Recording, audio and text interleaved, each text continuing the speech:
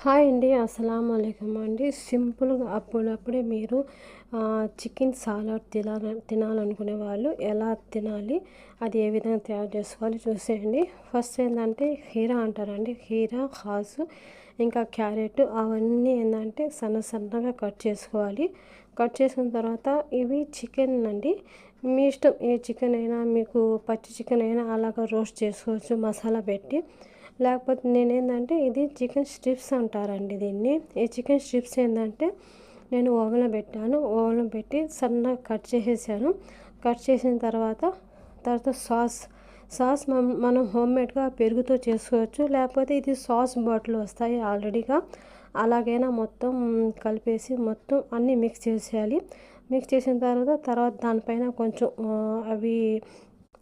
దానిపైన డెకరేషన్‌గా టేస్ట్ కూడా బాగుంటుందండి. దానిమ్మ పండు గింజలు ఉంది కదా,